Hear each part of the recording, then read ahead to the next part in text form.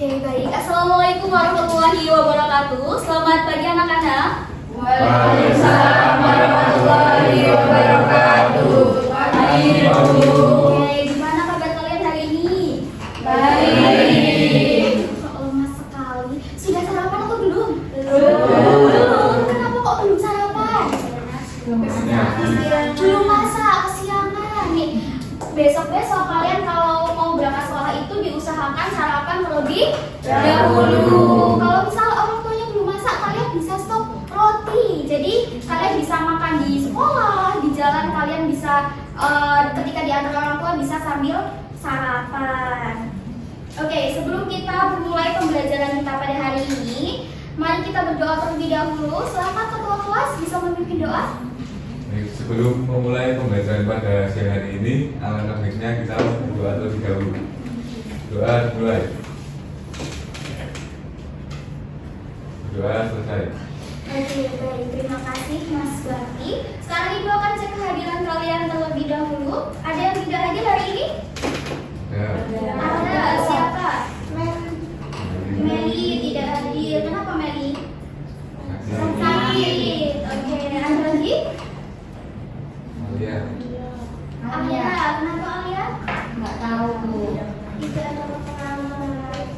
Oke, ini Ibu dan Ibu juga sudah hadir semua. Hanya dua yang tidak berangkat ya. Kita doakan Mbak Melia semoga cepat sembuh ya teman-teman.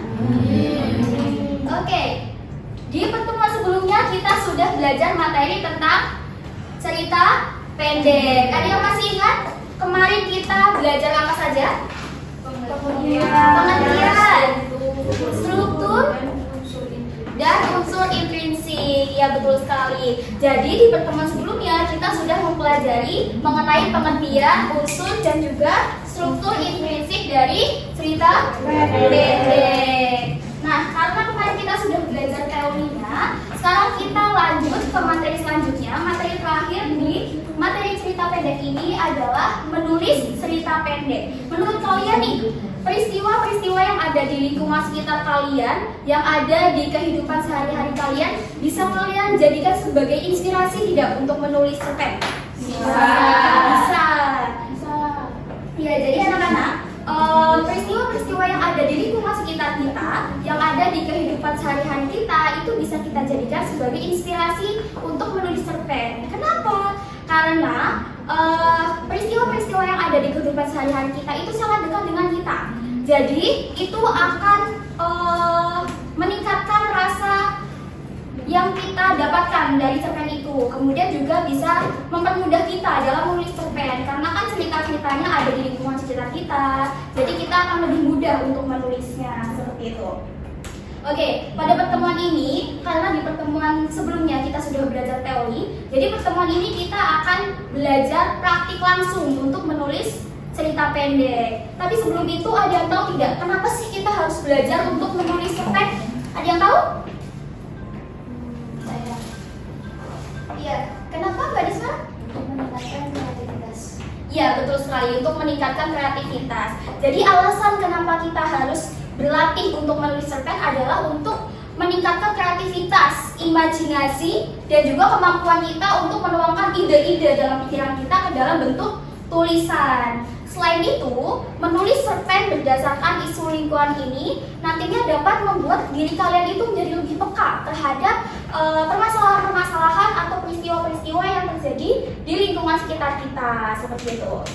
Dan melalui cerpen ini, kalian itu bisa menyampaikan pesan-pesan atau nasihat-nasihat dari rangkaian kejadian yang ada di lingkungan sekitar kita untuk mengingatkan teman-teman kita, mengingatkan orang di sekitar kita agar lebih memperhatikan lingkungan sekitar kita melalui media cerita. Nah, tujuan pembelajaran kita pada hari ini adalah agar kalian itu mampu memahami langkah-langkah dari menyusun cerita pendek, kemudian kalian juga mampu mengidentifikasi tema yang sudah Ibu sediakan, kemudian kalian mampu menyusun cerita pendek dengan memperhatikan unsur dan strukturnya, kemudian kalian juga mampu mempresentasikan hasil kerja kalian di depan kelas. Nah, selama satu pertemuan ini nanti Ibu akan mereview materi yang sudah Ibu sampaikan di pertemuan sebelumnya. Kemudian Ibu akan tambahkan sedikit materi mengenai langkah-langkah menyusun cerpen. Dan nanti setelah materi selesai, Ibu akan beri tugas mandiri kepada kalian. Oke, sekarang langsung ke materi saja. Sini ada materi cerita pendek. Kemarin kita sudah mempelajari unsur intrinsik dan juga struktur cerita pendek. Unsur intrinsiknya ada apa saja? Tema, tokoh, penokohan, alur,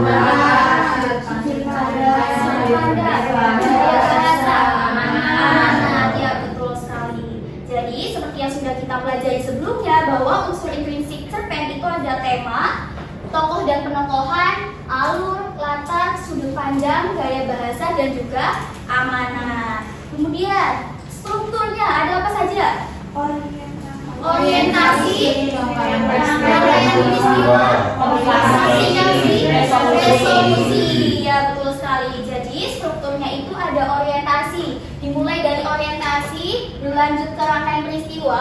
Kemudian dari rangkaian peristiwa ada komplikasi. Komplikasi ini puncak dari konfliknya. Kemudian terakhir ada resolusi. Nah, sepertinya kalian juga sudah paham ya terkait materi yang sudah Ibu sampaikan sebelumnya. Jadi Ibu tidak akan menjelaskan secara detail tentang pengertian unsur intrinsik itu ada apa saja, strukturnya ada apa saja, itu tidak akan Ibu jelaskan lagi. Sekarang kita lanjut ke langkah-langkah menulis cerpen.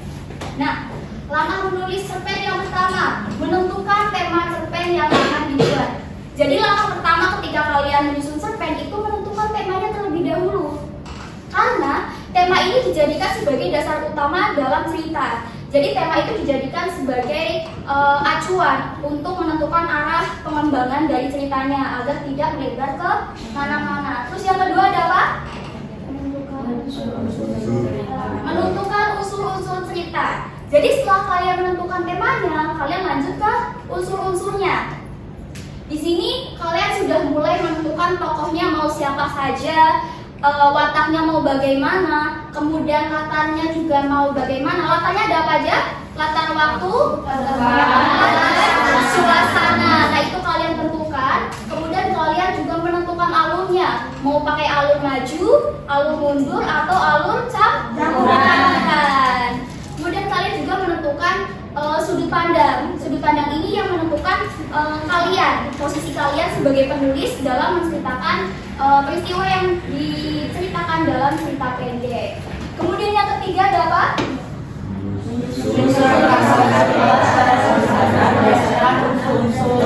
Berdasarkan unsur-unsur. Nah, kerangka cerita di sini itu adalah gambaran kasar dari alur cerita yang akan kalian buat. Jadi kalian menyusun gambaran kasar alur ceritanya bagaimana mulai dari awal sampai akhir sesuai dengan unsur-unsur yang sudah kalian susun sebelumnya. Kemudian yang keempat, apa? Mengembangkan kerangka menjadi cerita utuh. Nah, jadi setelah kalian membuat kerangka cerita, kalian kemudian kembangkan kerangka cerita tersebut menjadi cerita yang utuh. Tapi di sini perlu kalian ingat bahwasanya ketika kalian mengembangkan, itu kalian harus tetap memperhatikan unsurnya dan juga strukturnya. Jadi strukturnya tetap harus berurutan, unsur-unsurnya juga harus lengkap. Seperti itu. Kemudian yang kelima ada menentukan judul cerpen. Setelah kalian menyusun cerpen secara utuh, sudah kalian susun ini sudah jadi.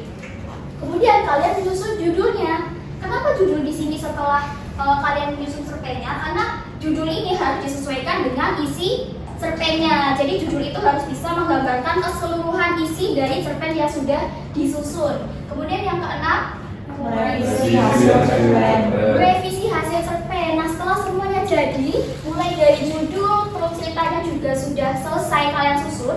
Kemudian kalian revisi, apa sih yang perlu direvisi? Jadi kalian itu perhatikan lagi unsur-unsurnya sudah lengkap atau belum, strukturnya sudah sesuai atau belum, penggunaan gaya bahasanya sudah betul atau belum. Itu kalian lihat lagi di sini apakah sudah sesuai atau belum. Jadi ketika ada yang masih belum sesuai, kalian bisa perbaiki kembali. Oke, untuk materinya sudah cukup di sini, sudah selesai. Ada yang mau ditanyakan? Tidak. Oke, kok kayak lemes banget ya? Setelah ini kalian akan saya kasih tugas individu. Tuh kan kalian itu masih lemas dan sepertinya kurang fokus. Mau main games dulu nggak? Mau. Di sini ibu sudah siapkan ice breaking untuk kalian, sudah siapkan games. Jadi di games ini ibu sudah siapkan sebuah video, ada musiknya. Terus nanti kalian menyebutkan warna yang ada di dalam video tersebut. Warnanya itu ada pink, biru, dan kuning. Jadi kalian bisa sebutkan warnanya sesuai yang ada di video, tapi dengan cepat karena tempo di video ini juga cepat. Bisa dipahami? Bisa. Bisa dipahami? Bisa. Oke, kita mulai sekarang ya.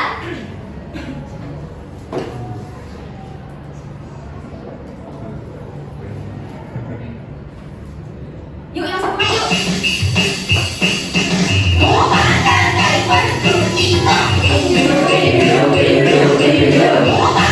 Yuk, yang semangat yuk.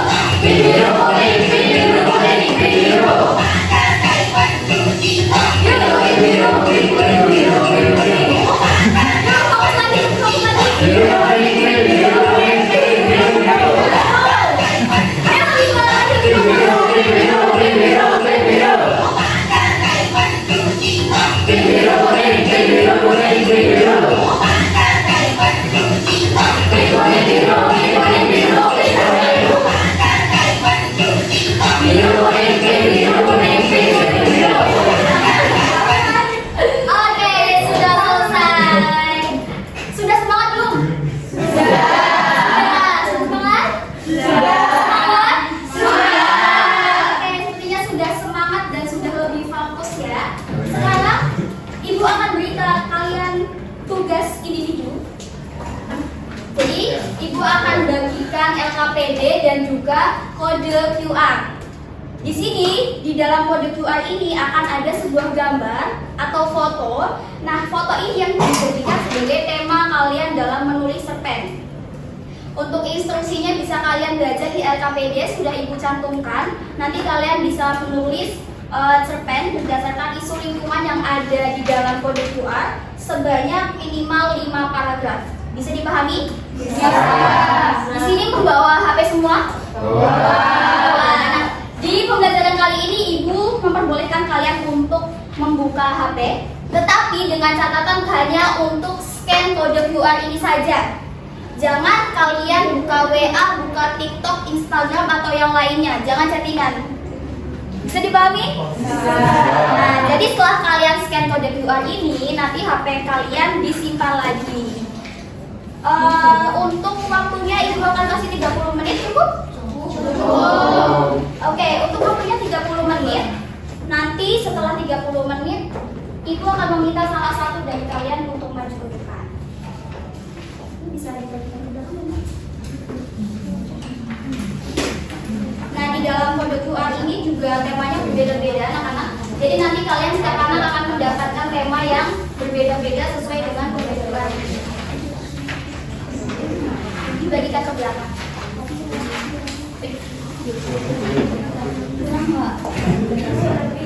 Oh iya.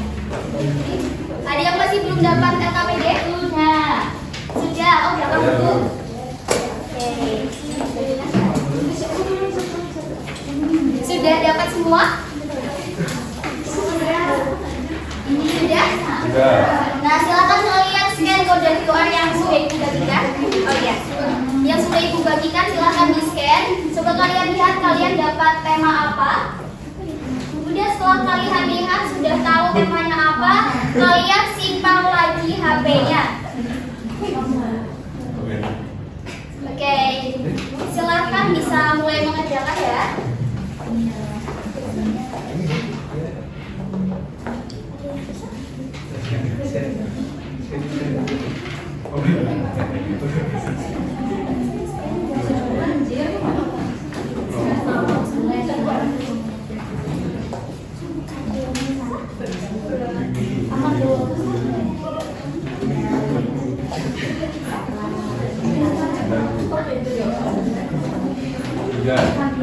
Oke, karena waktunya juga sudah habis, apakah kalian sudah selesai? Sudah. Sudah selesai semua ya.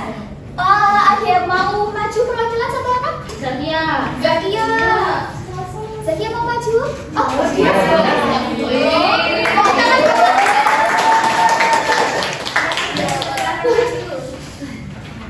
Bisa perkenalan, kemudian bacakan teks yang sudah dibuat. Baik, assalamualaikum warahmatullahi wabarakatuh. Waalaikumsalam warahmatullahi wabarakatuh. Perkenalkan, saya Dian Biasa. Di sini saya akan membacakan cerpen yang telah saya buat berdasarkan isu lingkungan. Jadi untuk tema yang saya dapatkan di sini adalah banjir. Baik, saja. Air yang datang saat malam. Hujan turun sejak sore tanpa tanda akan berhenti. Langit di atas kampung beringin tampak gelap dan suara air yang jatuh di atap rumah terdengar semakin deras.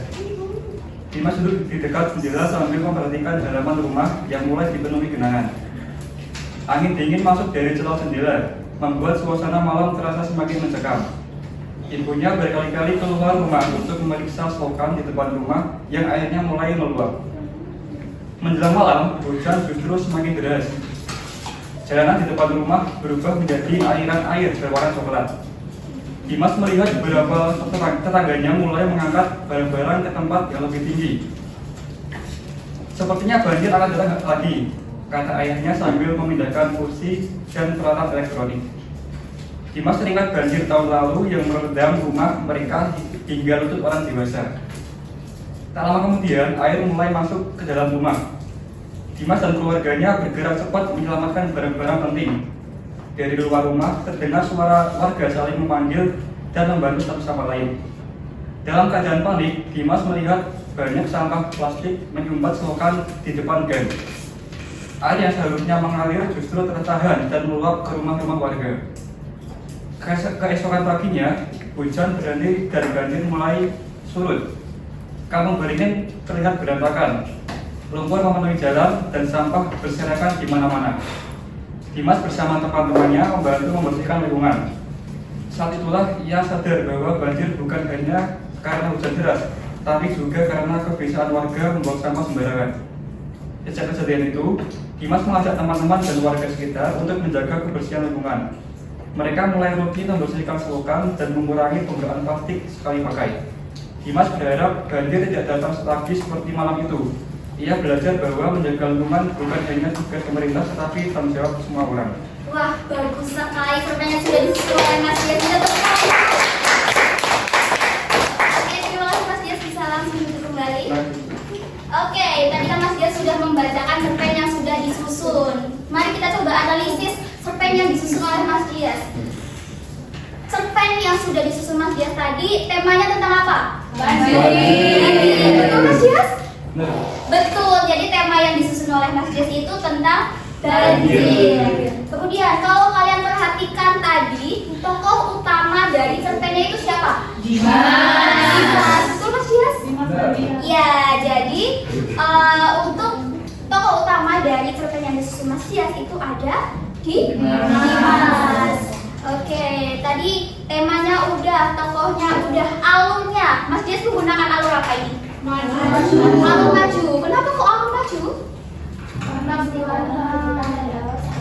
Karena peristiwanya berurutan dari awal sampai akhir. Betul sekali. Jadi tanda dari alur maju itu peristiwa berurutan dari awal hingga akhir. Kemudian amanat dari cerpen yang disusun Mas Dias. Ada yang mau jawab? Oke. Amanatnya adalah kita harus menjaga kebersihan lingkungan, kemudian tidak membuang sampah sembarangan. Betul sekali. Jadi amanat dari cerpen yang sudah disusun Mas Dias tadi adalah agar kita semua itu bisa lebih menjaga lingkungan sekitar kita dan jangan membuang sampah sembarangan. Karena dengan kita membuang sampah sekecil apapun itu akan berdampak kepada lingkungan kita. Bisa jadi menjadi penyebab suatu bencana.